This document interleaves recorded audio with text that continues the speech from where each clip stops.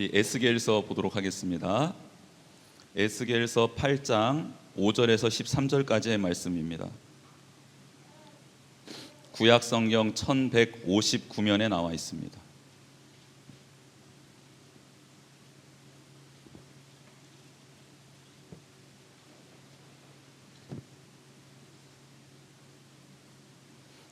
구약 성경 1159면에 나와 있는 에스겔서 8장 5절에서 13절까지의 말씀 한 절씩 교독하겠습니다. 제가 먼저 읽고 우리 성도님들이 다음 절 읽고 교독합니다. 그가 내게 이르시되 인자야 이제 너는 눈을 들어 북쪽을 바라보라 하시기로 내가 눈을 들어 북쪽을 바라보니 제단문 어귀 북쪽에 그 질투의 우상이 있더라.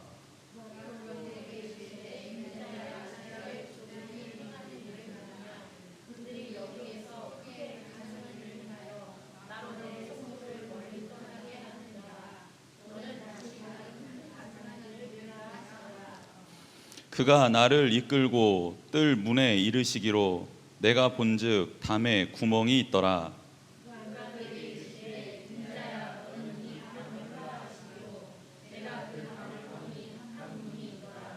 또 내게 이르시되 들어가서 그들이 거기에서 행하는 가증하고 악한 일을 보라 하시기로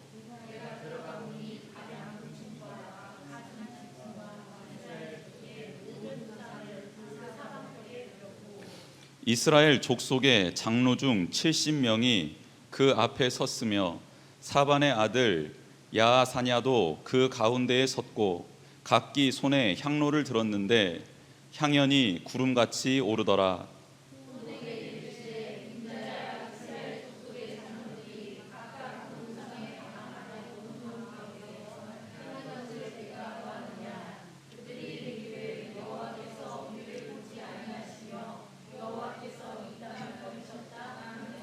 같이 읽겠습니다. 또 내게 이르시되 너는 다시 그들이 행하는 바 다른 큰 가증한 일을 보리라 하시더라. 아멘. 오늘 본문을 배경으로 무너진 성전이라는 제목으로 하나님의 말씀을 전하도록 하겠습니다. 한번 따라해 볼까요? 무너진 성전. 성전이 무너질 수 없는데 무너져 버렸습니다. 예루살렘 성전이 절대 무너지지 않을 것 같았는데 무너져 버렸어요. 근데 누가 무너뜨리셨냐면 하나님이 무너뜨리셨습니다. 여러분, 이게 너무 중요합니다. 인간의 힘으로는 하나님이 세우신 것을 무너뜨릴 수가 없습니다. 그런데 하나님이 세우셨으니 하나님은 무너뜨릴 수 있습니다. 교회는 누가 세우셨죠? 예수 그리스도의 피값으로 하나님이 세우셨습니다. 이 교회 공동체는 음부의 권세가 이기지 못한다라고 성경에 나와 있습니다. 할렐루야. 여러분은 누가 이길 수 없느냐?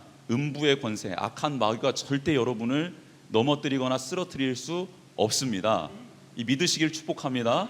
이거는 믿으셔야 돼요. 이거는 성경에 나와 있으니까. 그런데 교회를 누가 흩어버리시는가? 교회를 누가 흔들어 버리시는가? 교회를 누가 파하시는가? 성경에 봤더니 누가 하시나? 하나님이 하십니다. 하나님의 뜻 가운데 온전히 서지 못하고 하나님의 말씀 가운데 서지 못하고 하나님을 사모하지 않고 하나님을 바라보지 않고 하나님이 주셨던 은혜에 취한 나머지 그것만 바라보고 그것만 따라가고 있는 그런 교회는 하나님이 세우셨기에 하나님이 무너뜨리고 파하는 줄 믿습니다. 우리 교회는 아닐 거야. 아니요. 모든 교회에 해당되는 것입니다. 교회는 개척교회는 불쌍하니까 하나님이 봐주고, 큰 교회는 뭔가 크니까 니네는 흩어도 먹고 이렇게 흩어져도 또 공동체를 이룰 수 있으니까 큰 교회는 흩어버리고, 이게 아닙니다.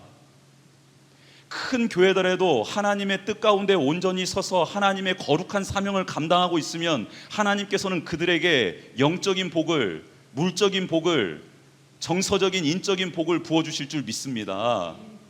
작은 교회여도 하나님의 뜻 가운데 선 게 아니고 하나님을 바라보는 것이 아니고 자신들의 이익을 위하여, 자신들의 향락을 위하여, 쾌락을 위하여 모여서 그렇게 하나님의 이름을 걸고 자신들의 이익을 도모하며 무슨 기복사상을 가지고 그렇게 나아가고 있는 교회가 있다면 하나님은 작은 교회라 할지라도 흩으실 줄 믿습니다. 하나님의 기준은 무엇이냐? 내가 세운 것은 내가 지키기도 하지만 내가 파할 수도 있다라는 것입니다. 이스라엘 백성은 하나님이 베풀어 주시는 매일 같은 기적을 맛보며 승승장구하던 시절이 있었습니다.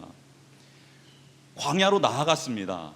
기적과 같은 10가지 재앙을 통해 종로로 타고 있던 애굽에서 하나님이 그들을 건져주셨습니다. 그리고 홍해를 바라보고 있었던 이스라엘 백성에게 그 밑에 길을 내시는 하나님이 그 길 마른 땅으로 걷게 해주셔서 광야로 접어들었습니다.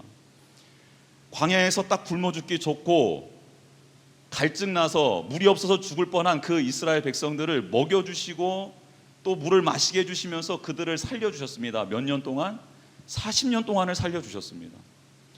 여러분, 청년들의 고민이 무엇인지 아시죠? 청년들 뿐이겠습니까? 우리 어른들도 이런 고민 있지 않습니까? 하나님, 지금 이것을 해야 될 때입니까? 하지 말아야 될 때입니까? 이거 고민 있어요, 없어요?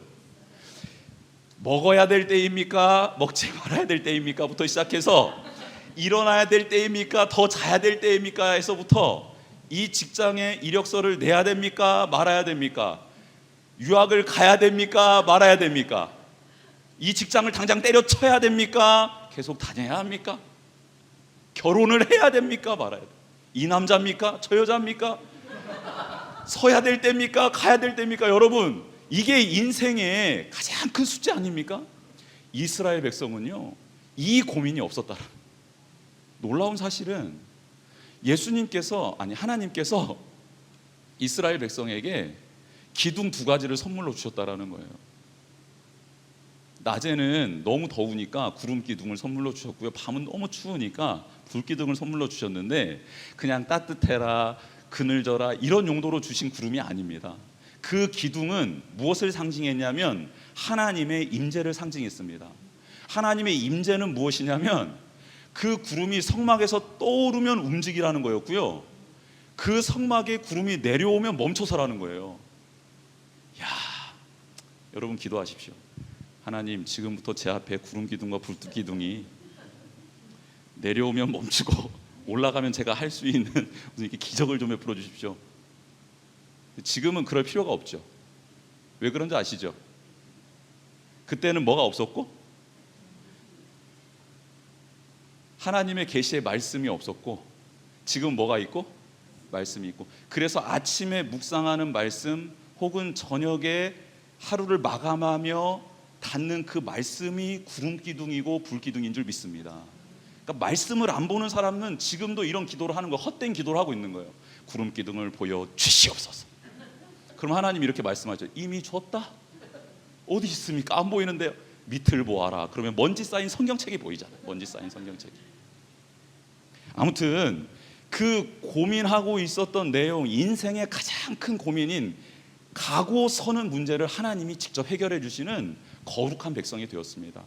그래서 가나안 땅에 들어갔는데 하나님께서 그 가나안 땅에 있는 토착민들을 이제 정복하라 하셨는데, 정복하는 방법도 하나님께서 친히 영광 가운데 모든 것을 행해 주셨어요.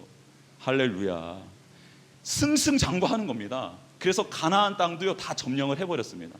그래서 모세의 뒤를 이어서 여호수아가 마지막에 온 땅을 점령한 이스라엘 백성들을 놓고 이런 말을 하죠.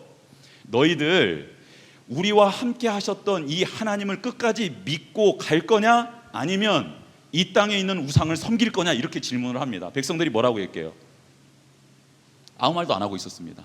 그랬더니 여호수아가 뭐라고 하냐면 나와 내 집은 여호와만을 섬기겠노라, 이렇게 선포를 했어요. 그랬더니 이스라엘 백성이 뭐라고 하냐면 아멘 합니다. 아멘. 저희도 그렇게 하겠습니다 라고 하고 여호수아가 죽어요. 죽자마자 뭐 한지 아십니까? 이스라엘 백성들이 그 풍요의 땅 가나안 땅에 들어가서 무엇 했냐면 여호와 하나님만을 온전히 섬긴 것이 아니라 하나님이 주신 그 풍요로움, 그 복들을 가지고 자신의 쾌락, 자신의 욕망을 성취하기 시작합니다. 그런데 하나님을 섬기자니 하나님은 자신의 욕망, 자신의 이 본성을 억제하고 하나님의 뜻 앞에 순종하라 그러거든요. 그러니까 하나님 앞에 엎드리겠어요? 아니면 너희 욕망 따라 살아가는 게 그게 맞다라고 말하는 그 이방 신을 섬기겠습니까? 너무 뻔한 길입니다. 이방 신을 섬기기 시작합니다. 그래서 하나님이 이스라엘 백성들에게 이방인들의 침입을 받게 하셔서 잡혀가게 하고 또 전쟁을 통해 또 지배를 받게 하고 이런 일들을 허락하십니다. 주변 강대국들에게. 그때마다 이스라엘 백성들이 또 뭐 하냐? 참 염치도 없어요. 이스라엘 백성들은 우리처럼 뭔가 좀 이렇게 혼나면 뭐예요? 바로 잘못했어요. 그럼 하나님이 누굴 보내시냐면 사사를 보내십니다. 사사를. 그럼 사사를 보내 사사가 하나님의 말씀을 선포하고 너희들 이렇게 할 거야 안 할 거야? 안 하겠습니다. 잘못했어요. 죽을 죄를 졌습니다. 그럼 하나님이 사사에게 힘을 주셔서 물리쳐요. 그러면 약간의 또 평안기가 임합니다. 그럼 또 뭐해요? 이스라엘 백성이? 그렇게 해서 이스라엘 백성들이 돌고 도는 이 죄악과 회복가 기록된 게 사사기예요. 사사기의 말에 이스라엘 백성이 깨닫고 하나님 이제는 다시는 저희들이 이렇지 않게 했으면 하나님만을 바라보겠습니다 라고 했으면 얼마나 좋았겠습니까? 그들이요 주변국을 봤더니 자기네 나라와 다른 점이 있는 거예요. 뭐냐면 주변국을 봤더니 왕들이 있는 거예요. 왕들이 자기네들이 공격받은 왕이 나서서 싸워주고 대신 막 싸워주는 거예요. 그래서 마지막 사사였던 사무엘에게 이스라엘 백성들이 와서 우리에게도 왕을 세워주십시오 라고 엎드립니다. 하나님이 화는 나지만 그들의 필요를 들어줘요. 그래 그러면 왕을 세우자 해서 왕정시대가 시작이 됐습니다. 근데 왕정이 시작되면서 하나님께서 한 가지 당부를 하셨어요. 뭘 당부하셨냐면 왕들이 서면 그 왕은 내 앞에 와서 무조건 엎드리고 나를 경외해야 된다. 그게 왕이 해야 될 첫 번째 일이다라고 명시를 해줍니다. 근데 왕들이 왕자에 딱 앉아보니 하나님이 보여요 안 보여요? 여러분 제가 여러분에게 한번 질문해 드려볼게요. 우리 청년들 지금 원하는 게 있잖아요. 원하는 게 많죠. 그것을 하나님이 다 이루어주면 여러분이 하나님을 쳐다볼 것 같으세요? 아니면은 안 쳐다보실 것 같으세요? 여러분 여기에서 여러분이 만약에 저는 쳐다볼 것 같습니다 라고 아멘 하면 하나님이 주실 수 있어요. 그것을. 그리고 주시잖아요. 그러면 누가 주셨어요? 그것을? 하나님이. 그러면 안 쳐다보면 누가 또 뺏으실 수 있어요? 이게 하나님이세요 여러분. 그래서 지금은 일단 아멘 하시는 게 좋아요. 여러분 놀랍게도 청년들에게만 해당됩니까? 이 사실이? 여러분 집사님들 지금 권사님들 앞으로 장로님들 뭐 되실 분들도 있겠지만 그걸 다 떠나서 그럼 제게도 한번 물어보겠습니다. 제게도 하나님이 제게도 물어보실 수 있잖아요. 조 목사야 너는 만약에 네가 원하는 것을 지금 너에게 다 부어줘서 이루어주면 너는 그게 나로부터 왔음을 고백하고 내 앞에 끝까지 엎드릴 수 있겠느냐?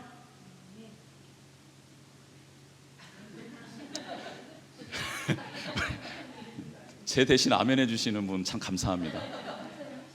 뭘 보고 그렇게 믿음이 있으신지는 모르겠지만 제 자신을 열어서 저의 본성을 바라봤을 때 100% 저는 하나님을 바라보지 않을 확률이 100%입니다. 그러면 어떻게 해야 될까요? 어떻게 해야 될까요? 주지 말라고 해요 하나님한테? 하나님 막 이렇게 뭘 주려고 그러면 이거 주면 저 안 벌어요. 이제 주지 마세요. 어떻게 하실 거예요? 받고 싶으세요? 거절하고 싶으세요? 받고 싶은 마음이 굴뚝 같죠. 일단은 받고 어떻게 되든지 일단은 받고 보는 거예요. 받고. 그렇죠? 근데 그게 잘못됐다라는 거예요. 그게 잘못됐다라는 거예요. 일단 받고 보는 게 아니라 하나님을 내가 어떤 상황 속에서도 바라볼 수 있는 훈련이 되도록 기도하시기를 축복합니다. 여러분 이게 성도의 기도해야 된다라는 거예요. 여러분 다윗은 하나님의 마음에 합한 자였습니다. 그래서 양을 치고 있던 목동을 들어서 왕의 기름을 부어줘 버려요. 하나님이 얼마나 마음에 들였으면. 그런데 어린 나이에 바로 왕위로 등극을 시키지 않아요. 하나님이 무슨 훈련을 시키시냐면 어떤 상황 속에서도 나를 바라볼 수 있는 그 훈련을 시켜주십니다. 여러분, 할렐루야. 그 훈련을 젊었을 때 받은 거예요, 다윗이. 여러분, 이것을 늙었을 때 받으면 얼마나 고통스럽겠습니까? 여러분, 선택하세요. 지금 받고 싶으세요? 나중에 받고 싶으세요? 저는 한 살이라도 젊었을 때 받는 게 맞다고 생각합니다. 지금 늦지 않으셔서. 82살 되신 우리 성도님 오셨는데요, 지금이라도 늦지 않으셨습니다. 하나님이 언제까지 나를 살게 하실지 모르시겠지만 지금이라도 하나님, 제가 어떠한 상황 가운데서도 여호와 하나님을 앙망하는 자가 되게 하여 주시옵소서 라고 기도하면서 그 훈련을 받겠다라고 결단하며 기도하신다면 하나님께서 여러분들에게 못 부어주실 것이 없다라는 겁니다. 할렐루야. 다윗이 그 훈련을 통과하고 난 다음에 하나님이 왕좌를 줘요. 나라를 맡깁니다. 백성을 맡겨요. 모든 권세, 부와 명예를 다 줍니다. 그런데 다윗이요, 그거에 취해서 여호와 하나님 바라보는 그 일을 등한시 여기지 않아요. 너무 놀랍죠? 여러분, 이것 주세요 저것 주세요가 아니라 하나님, 제가 어떤 상황 가운데서 여호와 하나님을 바라볼 수 있는 거룩한 그리스도인이 되게 해 주십시오라고 기도하는 여러분이 되기를 주님의 이름으로 축복합니다. 그런 목사가 되라고 여러분들이 저를 위해서 기도해 주셔야 되는 거예요. 여러분, 이 땅의 교회들이 그런 교회가 되게 해 주십시오. 크고 작네 뭐 어쩌네 저쩌네 이게 아니라 이 땅의 교회가 하나님의 백성들이 어떠한 상황 가운데서도 여호와 하나님을 앙망하는 자가 되어서 하나님이 그 어떤 것을 부어주시든지 훈련시키기 위해서 주시는 시험이든지 아니면 그 시험을 통과하러 주시는 복이 임할지언정 그 모든 상황 속에서도 여호와 하나님을 바라보고 앙망하는 것, 이것을 등한시 여기지 않는 거룩한 주님의 백성들이 되게 해 주십시오라고 여러분들이 무릎을 꿇고 여러분의 기업을 위해, 자녀 손들을 위해, 이 땅의 교회들을 위해, 목회자들을 위해 여러분이 기도해 주시기를 주님의 이름 축복합니다. 특별히 청년 세대와 다음 세대들을 위해서 기도해 주셔야 돼요. 여러분, 우리 어린 생명들은 이미 여호와 하나님 외에 그들의 마음을 빼앗아갈 것들이 수만 가지가 있더라고요. 저희 자녀들 보니까 말씀 큐티는 한 3분 안에 끝납니다. 그리고요, 본인들이 원하는 것은 30분, 1시간 막 이렇게 오고. 여러분, 이미 역전됐습니다.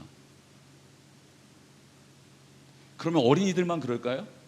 여러분, 매일 오늘 하루 동안 하나님 앞에 엎드려서 경건하게 하나님을 묵상했던 시간이 몇 분입니까?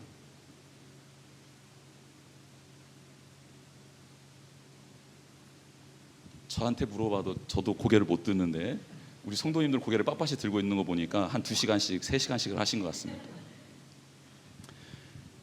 여러분, 하나님을 바라봐야 되는 그 이스라엘 백성이 그만 타락해버립니다. 나의 욕망과 나의 본성대로 살아갈 수 없게 만드는 여호와 하나님을 바라보는 것이 아니라 내 마음대로 살고 나의 쾌락적인 것을 추구해도 아무런 제재가 없고 도리어 그것을 조장하는 그 신이 있는 바알과 아세라, 아스다롯, 이런 신 앞에 가서 엎드리는 겁니다. 하나님이 화가 나셨어요. 그래서 왕정 시대에 많은 선지자를 보내주십니다. 화가 나셔서 선지자들을 보내주세요. 그래서 이스라엘 백성들에게 돌이키라고 기회를 많이 주십니다. 어떨 때는 하나님이 선지자로도 안 되니까 선한 왕을 일으키세요. 그래서 그 왕권을 가지고 모든 우상들을 다 쓸어버립니다. 그런데도 다시 우상을 찾아 기어 들어가더라는 거예요, 이스라엘 백성들이.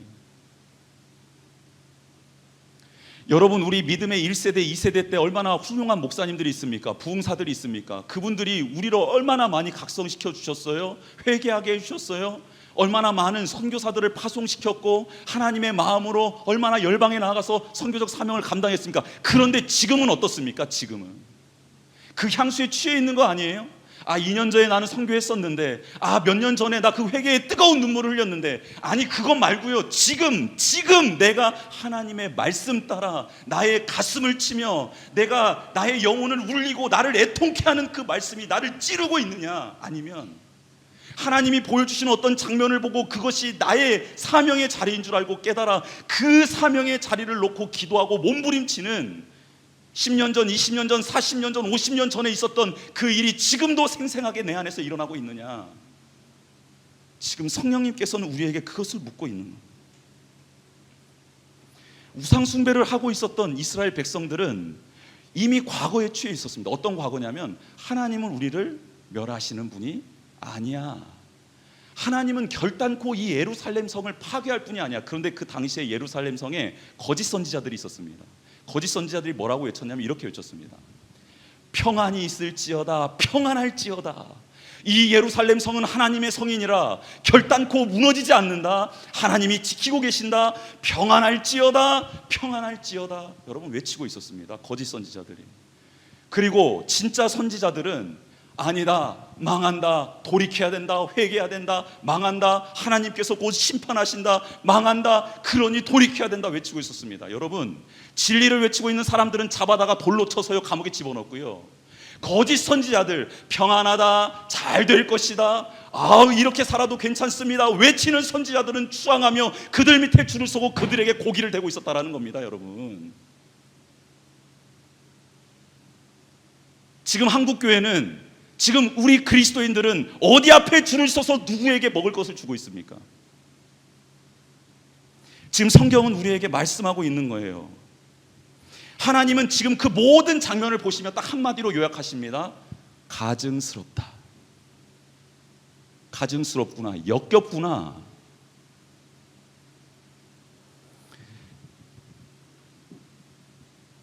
바벨론으로 포로로 잡혀간 그 땅에 제사장 한 명 있었는데 에스겔이라는 선지자 앞에 하나님이 나타나셔서 말씀을 주십니다. 에스겔은 제사장이었기 때문에 제사장들은 거룩한 성 예루살렘 성전 신학이 있었습니다. 당시. 그러니까 성전은 무너지지 않는다, 완전하다, 완벽하다. 그렇기 때문에 하나님은 어디에만 임재하신다? 성전에만 임재하신다라는 성전 신학이 있었던 제사장들이었습니다. 그런데 이 제사장이 우상의 땅, 이방 땅에 가서 초라한 모습으로 있는데 그 앞에 하나님의 영광이 나타나니 믿겨지겠습니까? 그런데 에스겔이 깨닫는 것입니다.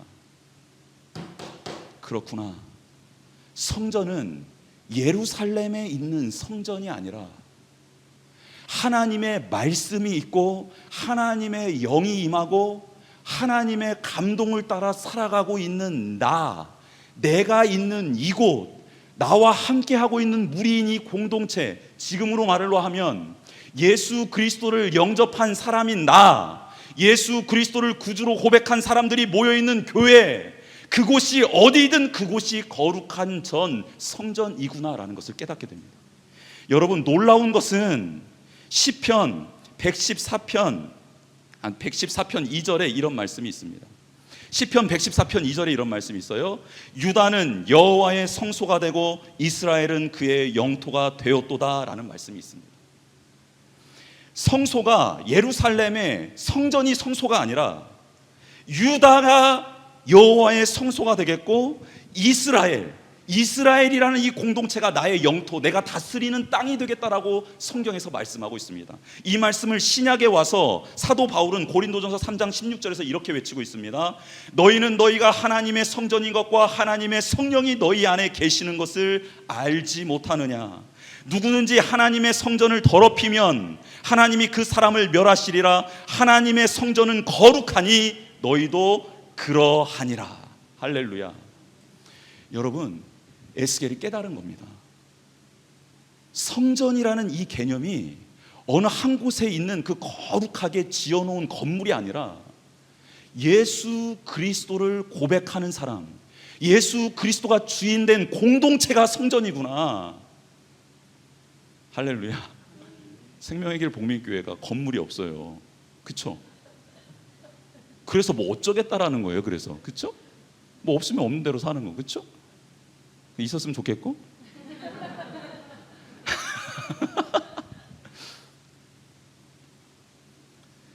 지금 하나님께서 우리에게 치명적으로 지금 질문하고 있는 거예요. 여호와를 경외한다는 뜻이 뭐니 너 도대체? 여호와를 경외하면 금으로 휘황찬란하게 뒤덮인 성전이 있어야지 여호와를 경외하는 거냐? 그게 내가 너에게 복을 주는 거니? 아무리 공격해도 무너지지 않는 견고한 성이 내가 너희에게 허락하는 복이니? 그게 아니라는 거예요.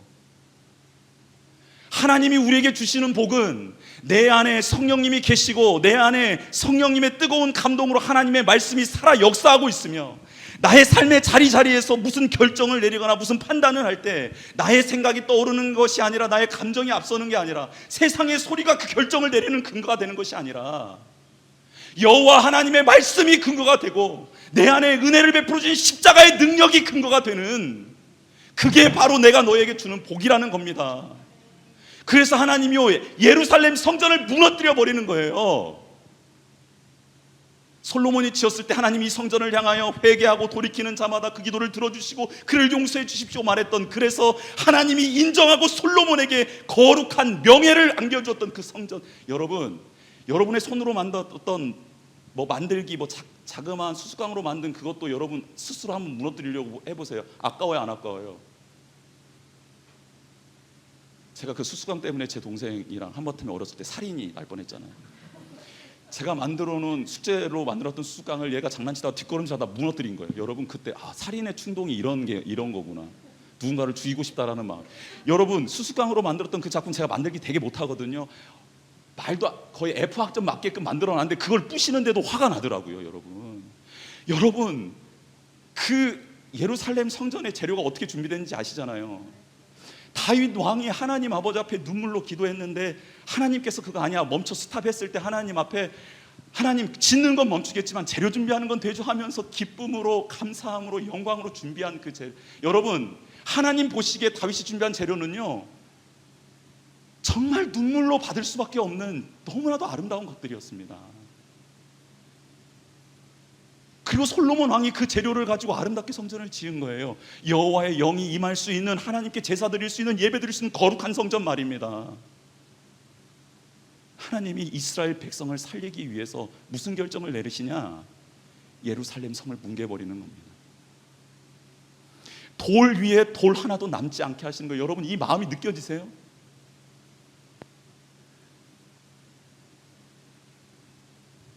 성전은 우리예요. 우리 교회예요. 이스라엘 백성이 어떻게 범죄하게 되었냐면, 가나안 땅에 들어갔는데 가나안 땅 백성들이 이상한 걸 섬기는 거예요. 돌을 막 섬기고 있고 나무를 섬기고 있는 거예요. 토착 샤머니즘, 토착 신앙이 있는 거예요. 가서 봤더니 너무 진짜 이상하게 생긴 영험한 돌이 있는 거예요. 그래서 그냥 가서 호기심에, 혹은 그냥 또 이 이웃이랑 친하게 지내고 싶어서 한번 한 거예요. 이렇게. 괜찮은 거예요? 안 괜찮은 거예요? 이거 여러분, 가다가 타로 점? 야, 어떤 친구가 말을 하는 거야. 야, 너 점 봐봤어? 야, 나 예수님 믿어. 알잖아. 야, 예수님 믿어도, 야, 너 궁금해서 하는 건데 한 번쯤 눈 감아 주는 거 아니야? 그래, 한번 들어가 볼까? 여러분, 이제 그렇게 시작이 되는 거예요. 그렇게 시작이 되는 겁니다, 여러분.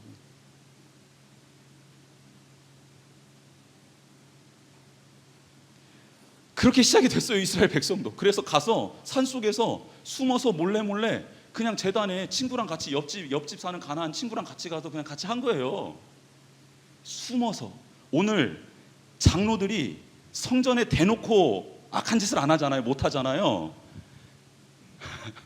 벽 뒤에서 했는데, 벽도 그냥 문을 만들어 놓은 게 뭘 내놨어요? 벽에 이렇게 구멍을 내놨잖아요. 여러분, 구멍은요, 예나 지금이나 개구멍일 확률이 높습니다. 여러분, 항상 그 학교 뒤쪽에 가보면 개구멍이 있어요, 없어요? 거기로 뭐가 드나들죠? 사람도 드나들고, 개도 드나들고, 죄악도 드나들고, 막 그런 것 아닙니까? 개구멍이라는 게. 여러분, 그 성전에도 개구멍이 있었다라는 거 아닙니까? 지금 이거 지금 유튜브로 나가죠? 개구멍은 없었던 걸로 하고 그 구멍이 있었습니다. 그런데 그 구멍으로 말이 안 돼. 그러니까요, 에스겔이 이 구멍이 뭡니까 했더니 하나님 그 구멍이 있는 담을 한번 허물어 보래요. 그래서 에스겔이 허물어 버립니다. 그 구멍을 있는 담을 허물었더니 뭐가 보여? 문이 또 하나가 있는 거예요. 이야, 주도 면밀하죠.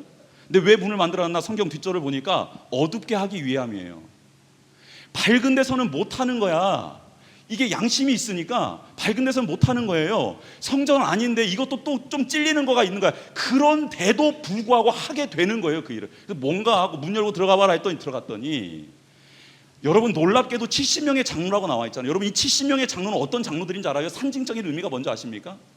모세가 출애굽해가지고 시내산에서 하나님의 영광 가운데 말씀을 받잖아요. 어떻게 앞으로는 살아가라 라는 하나님 백성으로 틀거리를 받는데, 그때 모세와 함께 하나님이 세우신 장로가 70명이 있습니다. 근데 놀랍게도 그 70명에게 무엇을 다 부어주시냐면 하나님의 영광, 영을 다 부어주세요. 그래서 이스라엘 백성이 백성답게 살아갈 수 있도록 지도하고 그들을 안내하라고 그들을 세우는 장면이 출애굽기에 나와 있어요.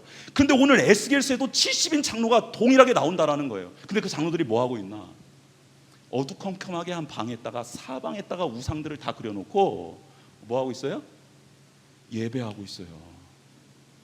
놀랍게도 그 예배의 열기가 뜨거웠습니다. 대충 한 게 아닙니다. 향로를 피우고 예배를 드리는데요, 향로에서 나는 향의 그 연기가 구름과 같아질 정도로 최선을 다해 70명이 그 우상들한테 예배를 드리고 있는 거예요. 무엇을 의미합니까? 하나님의 영으로 시작했어도 악한 영으로, 악한 영 앞에 절하는 것으로 매듭지어질 수 있다는, 여러분 이게 되게 무서운 경고입니다.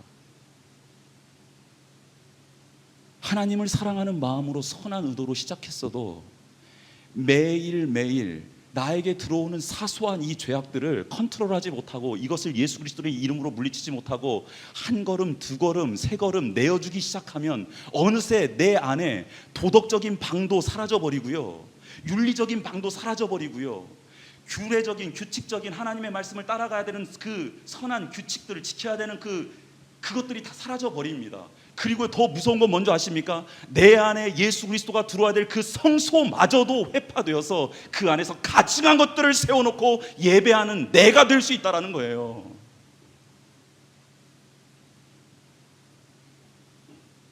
하나님이 참다 보다 못해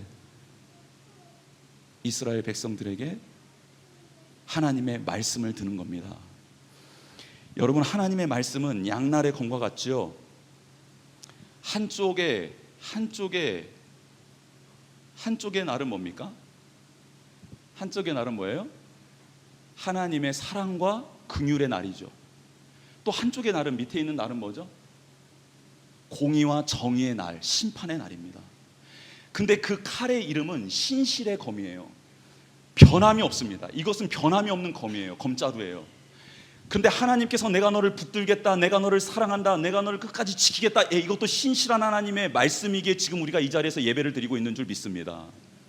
근데 또 한쪽 면에 하나님의 신실함은 뭐냐면, 신실한 내가 너에게 명한다, 내가 너에게 말해준다, 반드시 나의 공의와 정의로 너를 심판할 때가 온다. 이게 또 한 날의 검입니다. 여러분, 하나님의 은혜와 긍휼과 사랑으로 지금 우리는 이 자리에서 기도할 수 있고 말씀을 들을 수 있고 예배할 수 있습니다. 아멘. 그리고 하나님의 그 신실하심이 곧 우리에게 임할 심판도 예고하고 있다는 것입니다. 어떻게 살아야 될까요?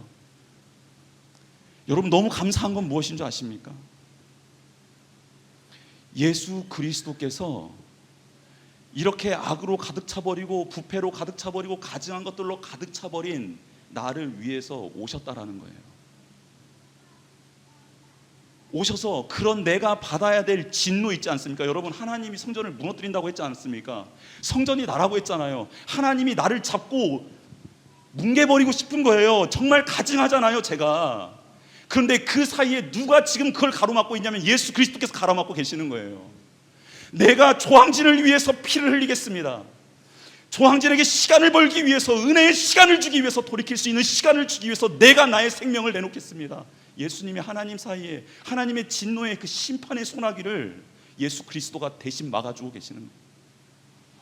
그래서 지금 제가 살고 있는 거거든요. 예수님이 저에게 말씀하시는 거예요. 항진아, 이제는 네 안에 있는 것 좀 다 부숴서 버렸으면 좋겠다.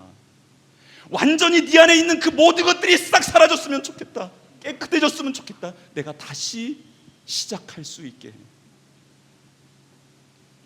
여러분, 예레미야, 너무나도 열정이 있었고 백성을 사랑했던 예레미야, 이스라엘 백성이 망하기 직전에 예언 활동을 했던 예레미야가 이런 말씀을 해요. 예레미야 23장 29절에 여호와의 말씀이니라, 내 말이 불같지 아니하냐, 바위를 쳐서 부서뜨리는 방망이 같지 아니하냐, 이런 말씀을. 하나님이 쓰시는 방법이 뭐냐면 이 백성을 돌이키고 싶은데, 이 백성을 살려주고 싶은데 말씀을 가지고 와서 그 말씀의 방망이로 다 때려 부신다라는 거예요.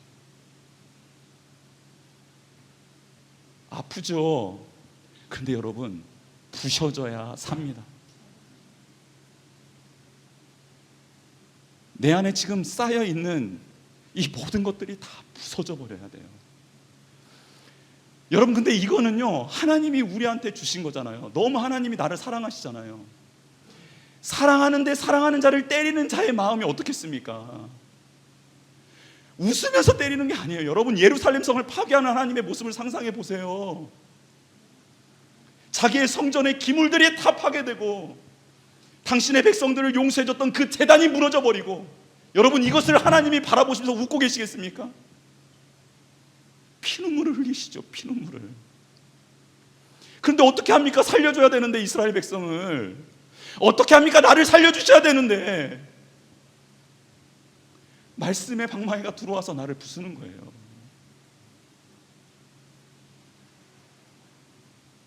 그래야 사니까, 그래야 새롭게 시작할 수 있으니까.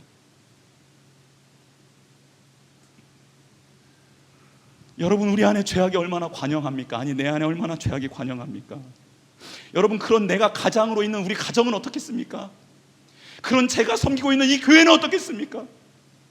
그런 제가 지금 민족애라고, 그 국민이라고 지금 살아가고 있는 이 나라는 어떻겠습니까? 여러분, 내가 이런데 이 나라가 깨끗하기를 바라고, 내가 이런데 우리 가정이, 우리 섬기는 교회가 깨끗하기를 바란다고요? 아니요, 어불성설입니다. 말이 되지 않아요. 그럼 무엇입니까? 그렇죠, 그 예수 그리스도께서 나를 깨고 부수고 새로 시작할 수 있도록 그 말씀이신 예수 그리스도를 받아들이고 그 예수 그리스도께서 하시고 싶으신 대로 이제는 내어드리는 게, 이게 내가 살고 가정이 살고 교회가 살고 나라가 사는 길인 줄 믿습니다. 우리 아버지랑 잠깐 통화했는데 아버지 이런 말씀하시더라고요. 조 목사님 있는 자리를 깨끗이 청소하세요. 그러면 우리나라가 깨끗해지는 길입니다. 이러는 거예요. 예?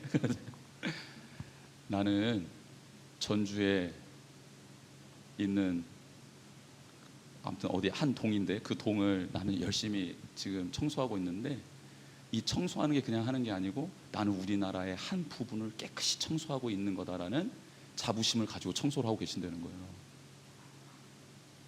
이야, 참 멋있으세요, 우리 아버지.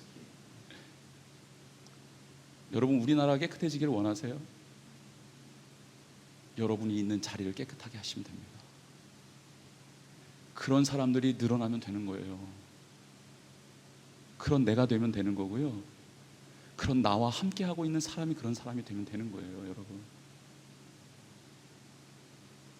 그런 우리 자녀들이 되면 되는 거고요. 그런 우리 교회 교인만 돼도 할렐루야, 달라지기 시작한다라는 거.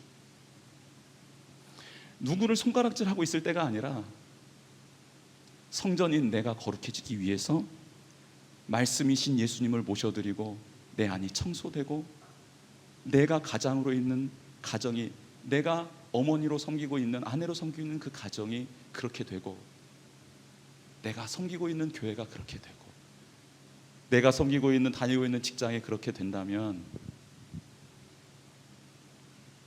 그렇죠? 없어지기 전에 청소 열심히 하면서, 그러면 예수님이 예뻐하시면서 오셔서 나도 같이 도와줄게 하면서 도와주시지 않을까. 무서운 심판의 메시지였는데 마지막 웃으면서 끝내려고 합니다.